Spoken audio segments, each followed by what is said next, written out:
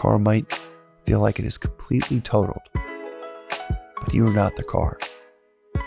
We back with another reflection on the TDV, the Daily Vedantic Dump. Still got my gnarly cold. We're working through it. This too shall pass. That's what I hurt my back one time. It severely hurt my back. Was out of commish in bed. And I was just like, you know what? I'm going to text Swami. I texted his assistant, and because he doesn't have a phone, doesn't have email, doesn't have any of that, but his assistant does, so I can send WhatsApps if I need to ask him something.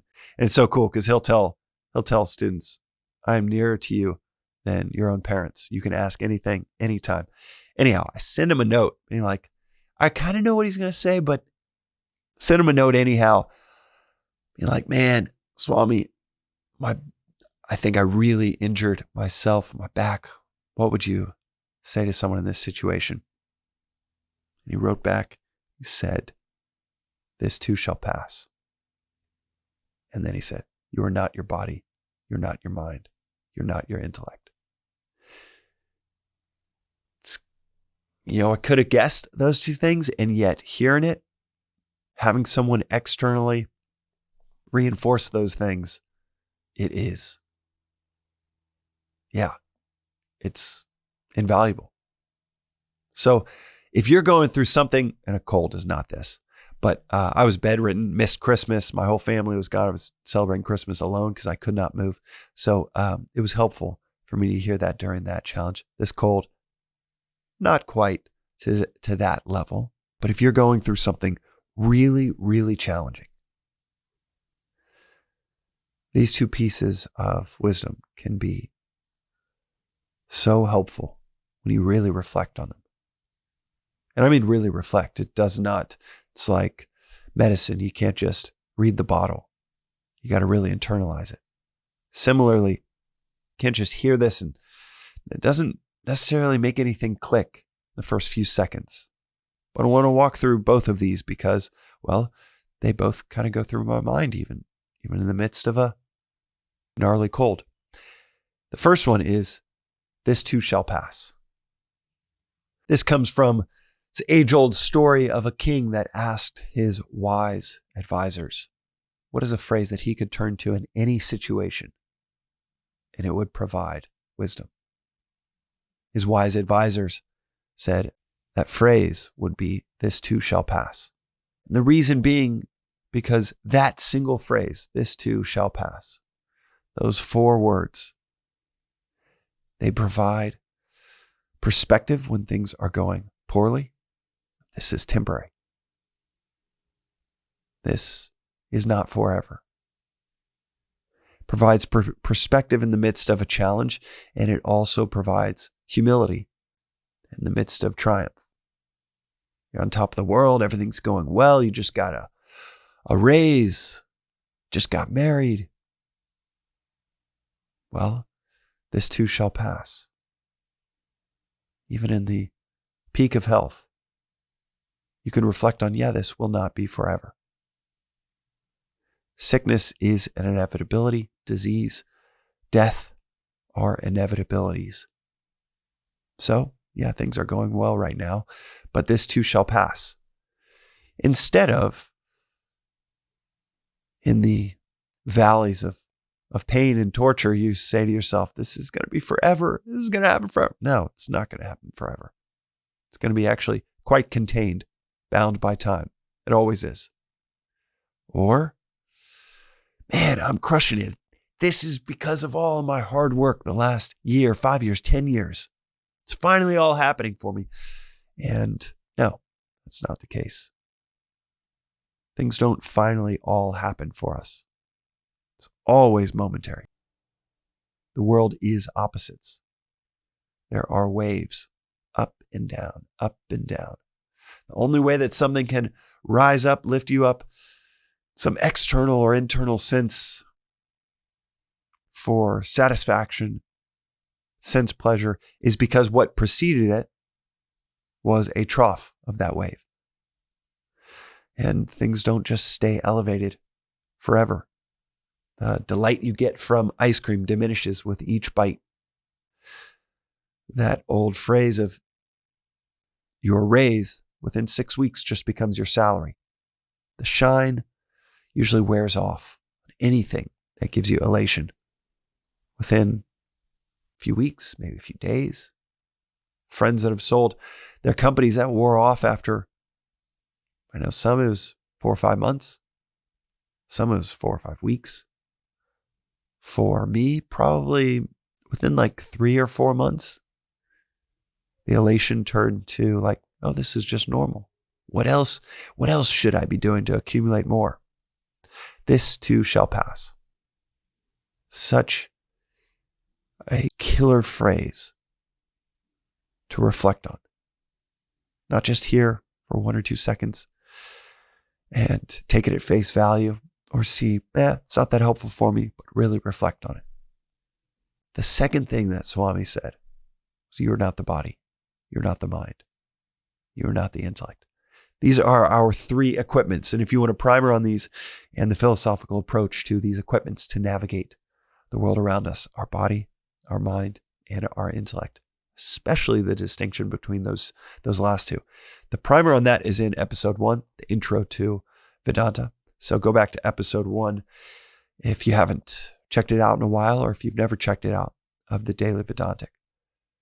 But this was a great reorientation that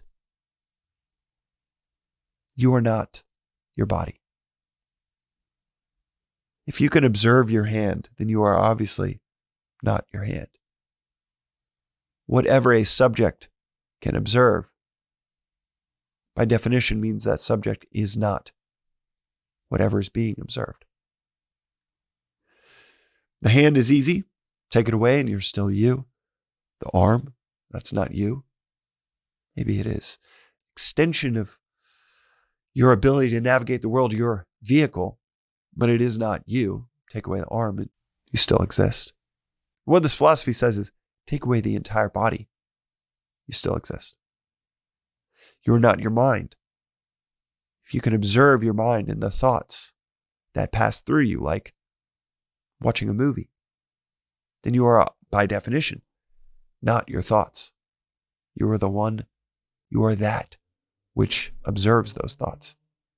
And you are not the intellect, the ability to discern. And you are not the intellect, the ability to discern between thoughts, between decisions, between feelings, emotions. That capacity to discern is invaluable in life, in spiritual progress. But you are not that equipment either. You can think about it kind of like a car. After a while, we all know this feeling when you have a car for a while, you know where you can turn, you know what the exact angle to take on a parking space. After 3, 4, 5 years of owning the same car, driving it every day, it becomes almost an extension of you. And they've actually measured this and shown this within our neurochemistry, just recognizing spatial awareness with the exact dimensions of a car that you are extremely familiar with. It's profound. It's crazy how you can almost take on an extra instrument to navigate the world, know its dimensions as if it is an extra body. And that's what a car is, or maybe said better, that's what our body is, according to Vedanta. It is just a vehicle to navigate the world. You obviously don't think when you get out of the car, that's me. Certainly, as you get 50, 100 feet away, you don't look over at it and say, that's me. When you're in the car, you might feel emotionally about any potential risk to a ding or some massive collision because you are inside of it. But you are not the car. Similarly, we are not our bodies. Watch a handful of near-death experience interviews and people tell essentially the same story over and over and over again. The sense of who they were is even fuller on some other side of something during that experience. And it has nothing to do with their body. If you watch 15 of those, which I admit I have, you quickly get a sense for, wow, okay, this pattern comes up over and over and over again, that people have this experience that has nothing to do with their bodies, and they're more fully them than they've ever experienced before. So your body is in the midst of pain, or your mind is in the midst of an extremely challenging situation. It can be a helpful reminder, more importantly, a helpful reflection that, yeah, the car has some dings. The car might feel like it is completely totaled, but you are not the car. You are not your body. You are not your thoughts, your mind. You are not your intellect. They are no doubt useful, but they are not you. Reflecting on these things, it's so profound that they can, at best, give you an eject button out of that suffering when you just say, oh yeah, this is temporary. This is maybe even beneficial in some ways.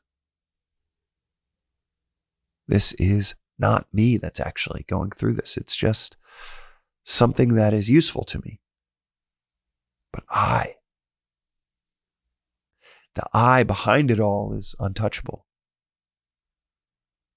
These profound reflections can give you relief, but also it can be through pain, through challenge that forces us to really internalize these reflections, to where they gain new value within us, to where we maybe start to even start to cultivate gratitude for that pain, for those challenges. Because it is usually maybe 1 in a million can grow without pain,